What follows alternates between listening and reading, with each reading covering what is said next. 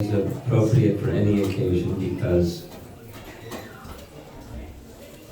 Radha Madhava or Radha Krishna, they're the source of everything, including Lord Nrsimhadev, including us, including everything, and there's nothing else. They're the source of everything. So this is Nrsimha Chaturdasi, and what I would have done if we had more time, we're not going to do, but I'll tell you what I would have done. We would have sung together a very nice song, classic musicians recorded, singing stotras in glorification of Lord Nrsimhadev in various ways. But we'll just gesture in the direction of, there are many, many, many wonderful songs in glorification of Lord Nrsimhadev that go back as far as time goes back. And there are many, many Nrsimha Bhaktas all over. And recently, the BBT published a book. This is the cover image of this book.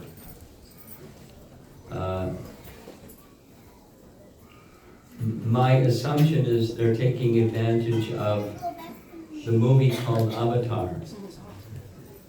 So they call it Avatar art to help the public appreciate the artwork of ISKCON. You know, the frame of it is the contemporary artists of the world, as traditionally they have painted paintings of religious expression, and ISKCON has done so. It's intended for the public, but it's nice for the devotees too. So it's not only about Lord Nrsimhadev, but it's forms of the Lord. This is the cover painting. This is not an advertisement, I'm just glorifying Lord Nrsimhadev. That's a nice painting. We're honoring today the appearance day of Lord Nrsimhadev, and here's a little Indradumna Swami story. When he became a devotee, he's from a nice family in Michigan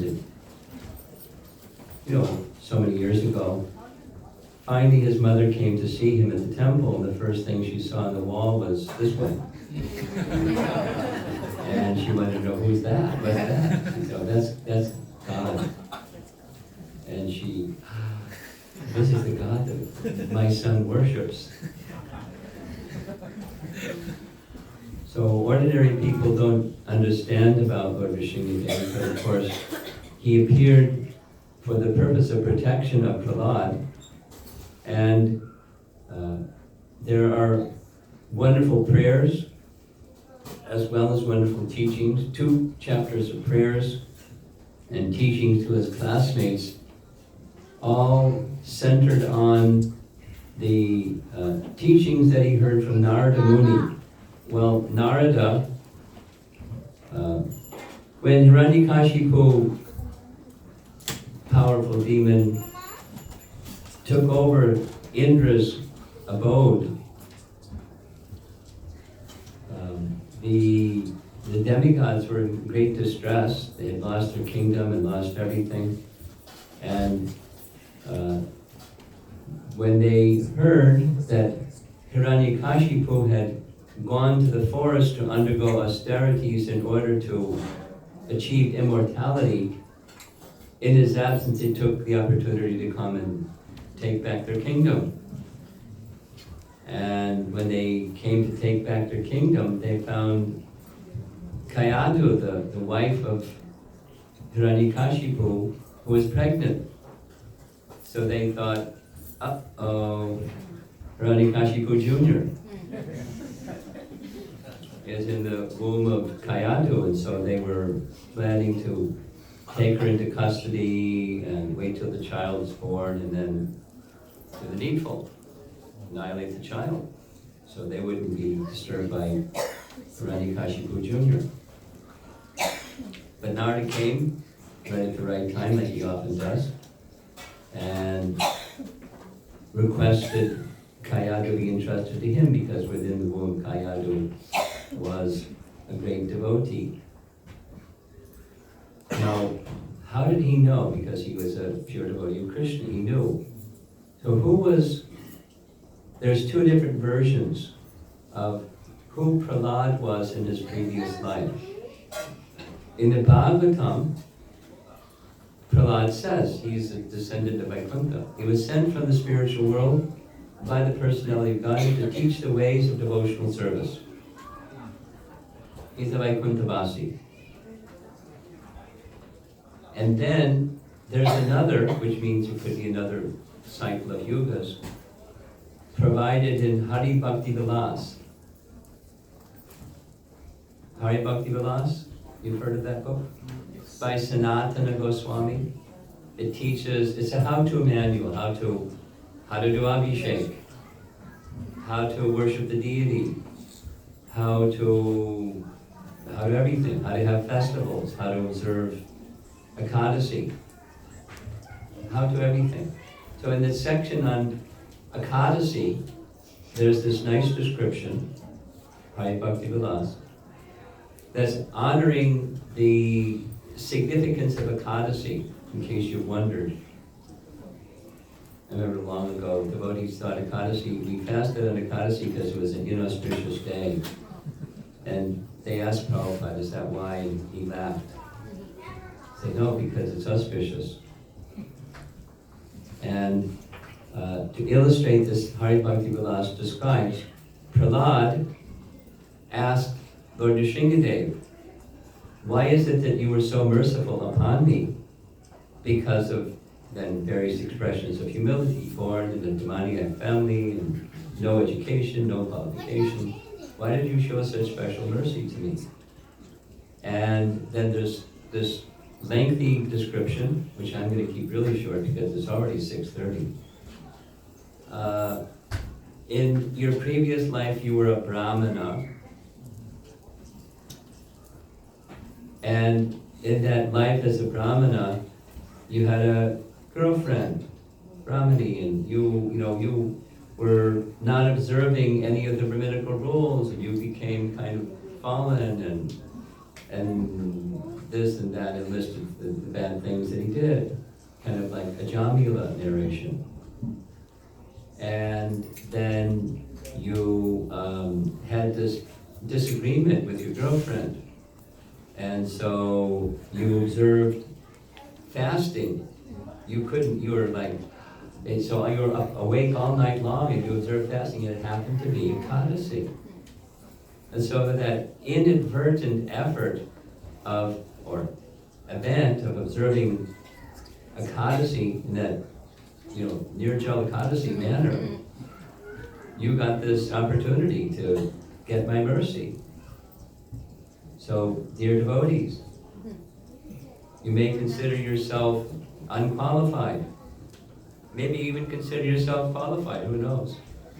But observe Ekadasi and special merit comes to you because it's invested with special power by Lord Vishnu for enhancing Vishnu Bhakti or Krishna Bhakti.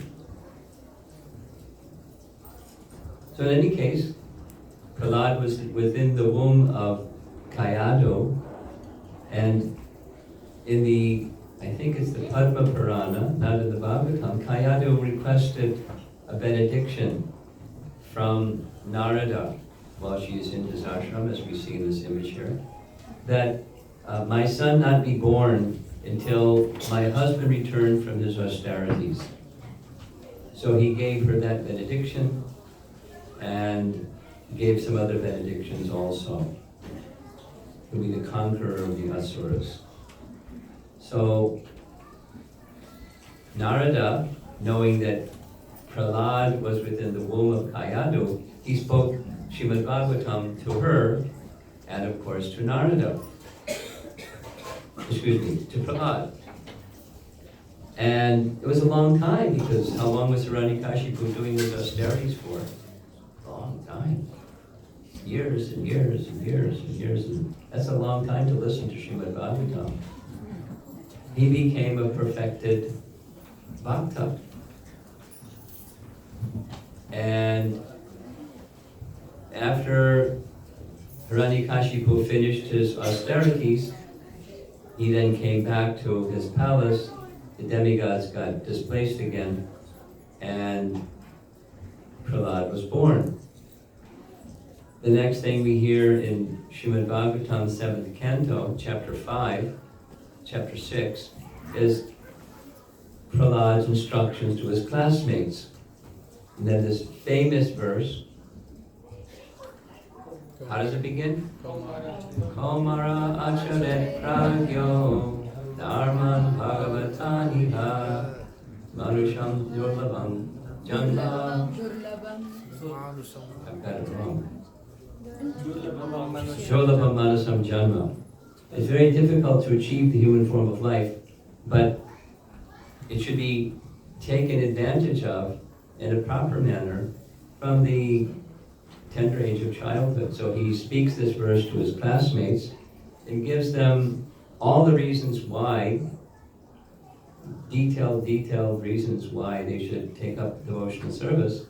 And he leads them in the activities of devotional service. They were very happy to engage in kirtan until Sanda Namarka came back in the classroom. What? So the whole series of events took place. Hiranyakashipu brought Prahlad before him and asked him what the best thing that you've learned in school, something very natural that a parent will ask their child. Basically he said, I haven't learned anything good in school, but I can tell you one thing that's good, that's devotional service. What? Where did you learn this devotional service? And so he challenged Sanda Namarka, you haven't been teaching properly, or the other children are polluting my son. You better check this or you're in trouble. So it happened again. And he decided that because his son has now become a worshiper of his enemy, Vishnu, he should be killed. And so we know the story in various ways. In a pit of venomous serpents, Prahlad was given the death sentence, but he just remembered Krishna, remembered Vishnu, and they didn't harm him. So he had him trampled by a big elephant, and the big elephant didn't harm him. He had him pushed off a cliff. I like what Vishwanath Chakravarti Thakur says. In his commentary on this connection, he said, Lord Vishnu didn't show himself right away. He wanted to see, what's Prahlad going to do? Is he going to scream? Is he going to cry? Is he going to become fearful? So he didn't show himself until the last moment. And then he caught him. And I heard this from Gauranga, I didn't read it. No, it wasn't, so it was another devotee. Said in the Sri Vaishnava commentator, Prahlad, as he was falling, was holding his chest because he didn't want to hurt Paramatma when he fell to the ground. And put in flames and a pot of boiling oil and nothing. Man is the most powerful person in the universe, could not harm a little boy. He was enraged. Prahlad, where are you getting this power? From the same place you are. From Vishnu. Oh, Vishnu! Where is this Vishnu? I'll kill him. He's everywhere. Everywhere. Is he in this pillar? He's everywhere. Hi, Vishnu. And so he slashed the pillar with his sword, and out of the pillar came, this is, by the way, this is in the Berkeley Temple. There's different panels around the temple room, and this is Lord Nrsimhadev coming out of one of those with a loud roaring sound, shaking the whole universe. We heard yesterday, according to Sridhar Swami, the elephants were crying, and as Lord Nrsimhadev moved, the mountains were pushing up into the sky. The whole earth was trembling. Very, very powerful form of the Lord. This image on the right is a deity that our ISKCON Sridhar Swami worshipped personally. At a certain point in time, he was diagnosed with some terminal disease.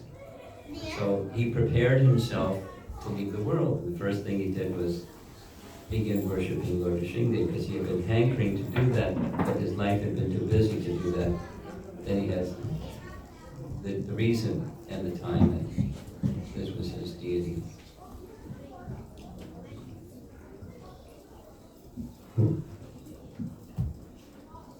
And Hiranyakashipu, we hear from the scripture, he thought, this is a mystic person that's showing some mystic power. He's showing this interesting form, but I have mystic powers too. And so a battle began, and we know who won. And because of the Lord's giving protection to the Brahmanas, because Lord Brahma had given a certain benediction, you can't be killed this way, that way, the other way, he upheld the word of his dear devotee and Brahmana, Lord Brahma.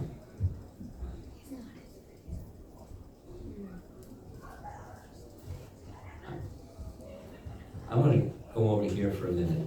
It's the nature of the personality of Godhead. He loves his devotee very much. And the devotees love the Lord very much. And the demigods, although they're not pure devotees, they have also material desire. They're mixed devotees. Otherwise, they'd go back to Godhead, but they became demigods because they had some material desire. But they're very devoted to the personality of Godhead. And so when they say, he upholds their word. So you know one of the reasons why Ram killed Bali the way that he killed Bali? Well, he's the Supreme Lord, he can do whatever he wants. But the demigods had given him a benediction. He also wanted immortality. But they said, sorry Charlie, we can't give you immortality. Then he was very clever. He said, then whenever I'm in combat, I want the benediction that whoever I'm in combat with, then half of their power comes to me. So my power plus half of their power against half of their power, who's going to win? He can't be defeated. So because the demigods had given that benediction, Lord Ramachandra did not take the position of fighting him in an equal battle because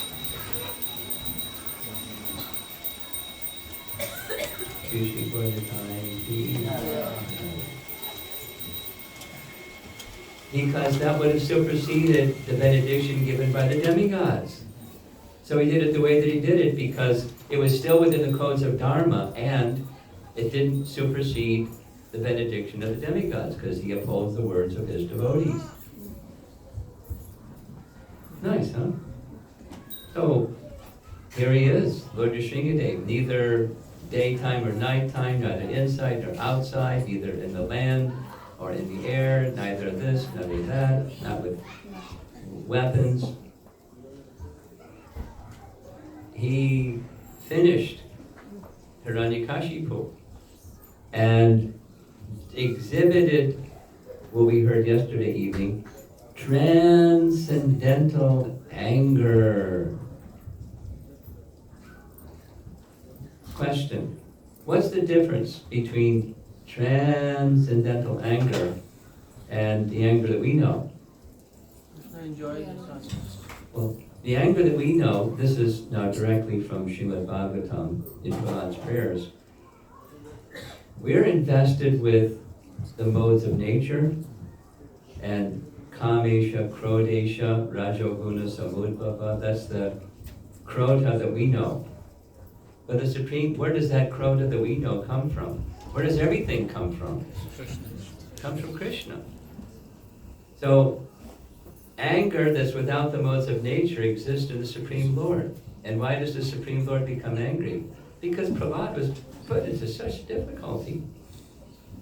He was transcendentally angry, and he behaved in a transcendentally angry way, appropriate for Hiranyakashipu, ripping out his entrails and placing a garland of intestines around his neck. My goodness, pretty extreme.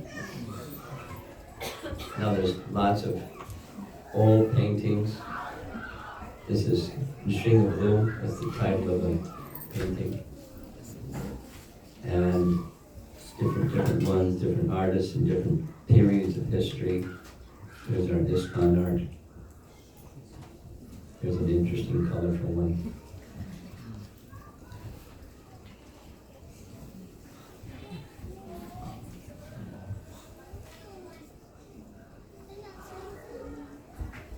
Different places in India and periods of time, of history.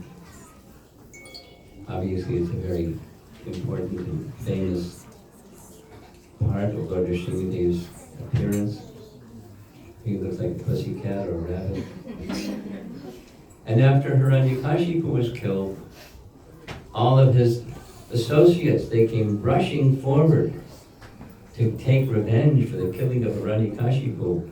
And so the anger of Lord Narasimha increased, and his number of arms increased, and he picked up these demons and ripped them asunder, and some of you see flying through the air and bloodied and big mess. And his anger was extreme, and so the demigods offered prayers after Hiranyakashipu and all of his associates were finished. And whole chapters worth of prayers. I invite you to read carefully the prayers to the personality of Godhead. There is a reason why there are several sections, like entire chapters, multiple entire chapters. Long ago, about to the Supreme Lord, prayers to Krishna in the womb, whole chapter, prayers of the demigods. This whole prayers of the demigods to Lord Narasimha and many other places. Some years ago, we were conducting mirroring, or with the intention at least, to mirror the Vrindavan Institute of Higher Education. For several years it worked and kind of fizzled. We had a Gita Nagari Institute for a week long, not a month long, and different topics. So I decided, I think a nice topic would be prayers from the Srimad Bhagavatam. I had no idea what I was getting into. There are nearly half, I think it's a bit more than half, of all the verses in the Srimad Bhagavatam are prayers. What does that tell you? Prayers are really important. And you study the prayers carefully, and it tells you a lot about the person who is being prayed unto. And it also tells you about the person who is offering the prayer, and the different kinds of relationships that exalt the devotees that know the Lord better than we know the Lord. And they have a particular relationship that's unique according to their position, as do we have a relationship that's unique according to our position. And as we mature in our Krishna consciousness, those realizations and the nature of the relationship also evolves and evolves until it becomes just our own spiritual identity. There they go. Jai and Vijay.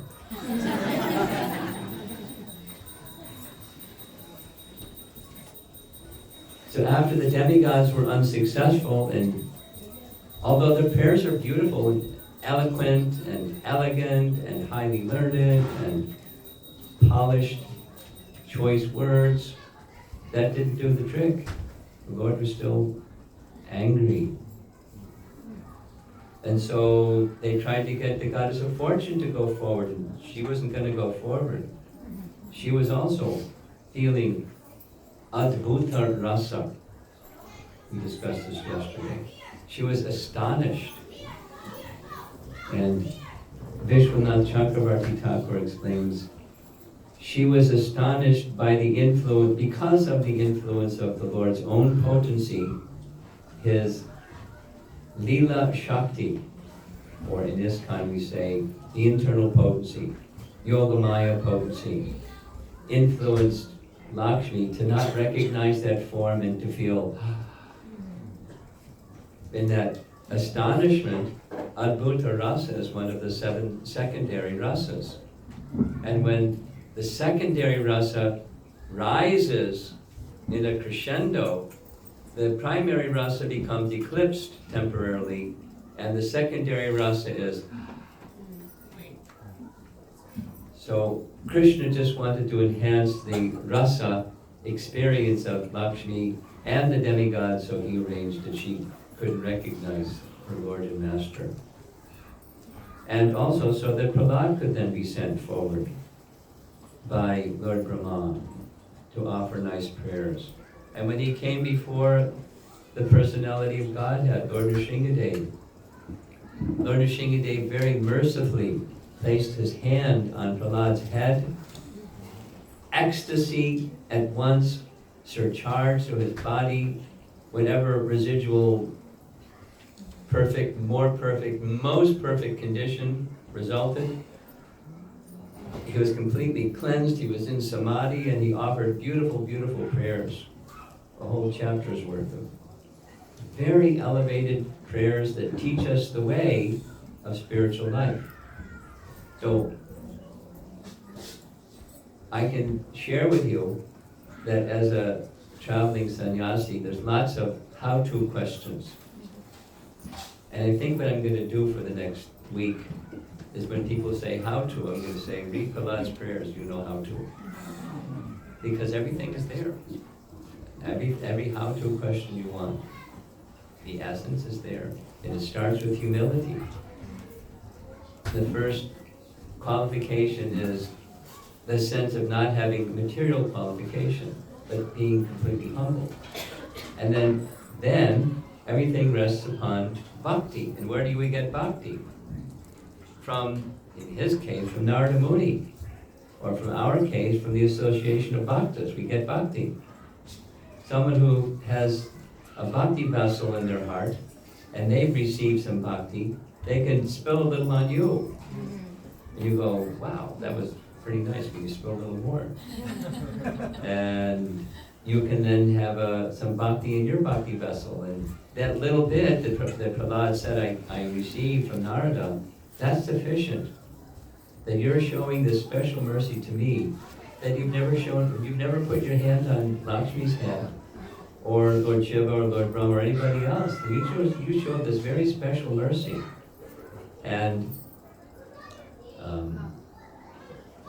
many nice prayers. So I'm not going to go into all those prayers because it's already 8 minutes to the hour.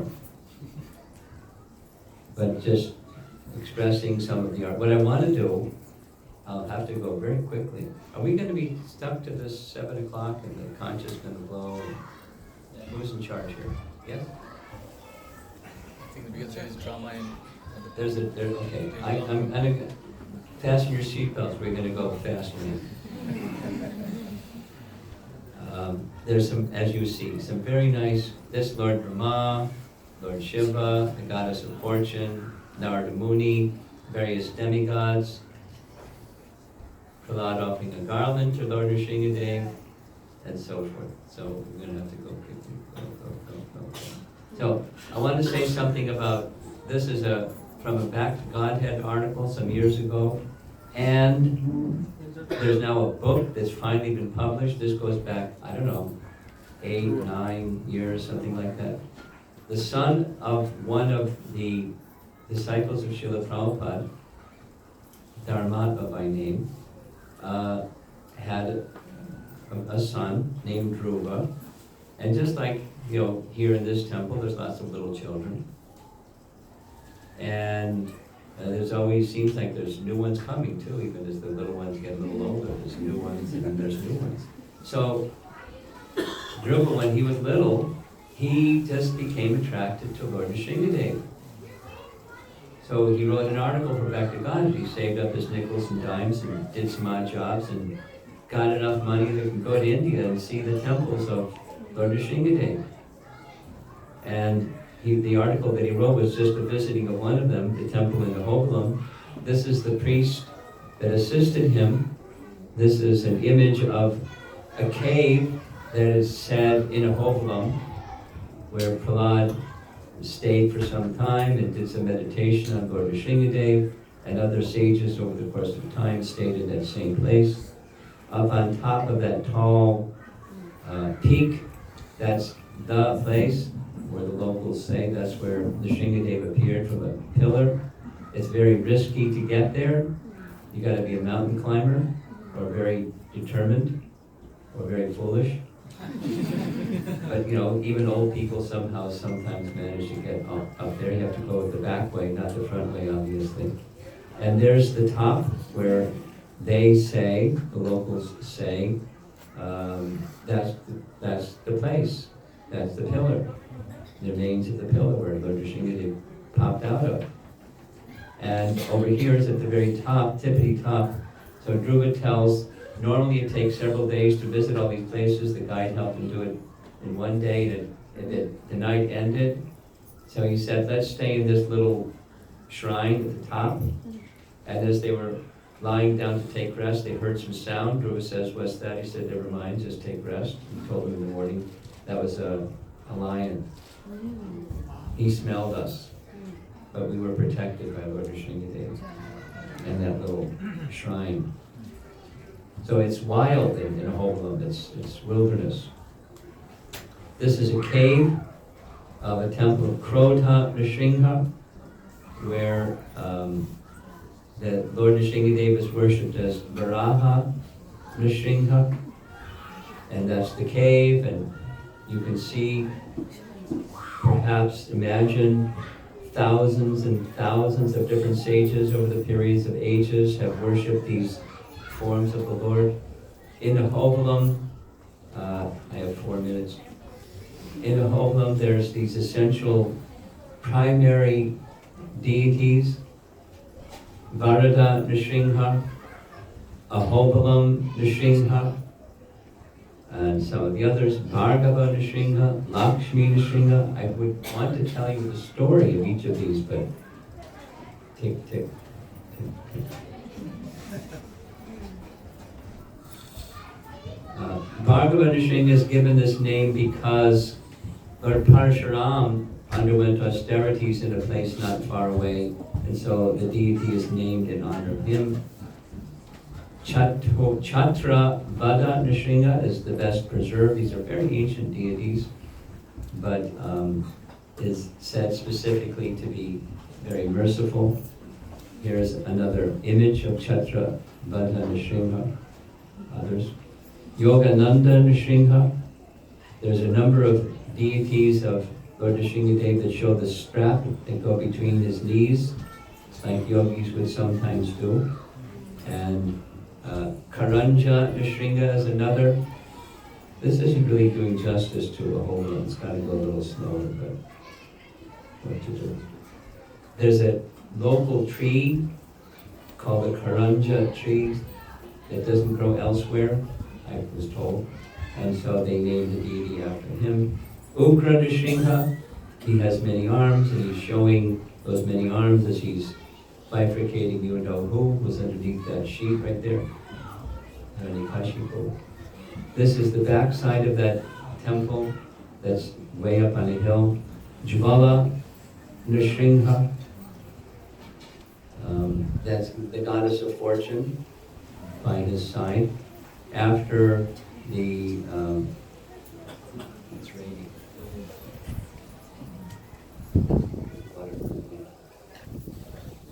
Dust.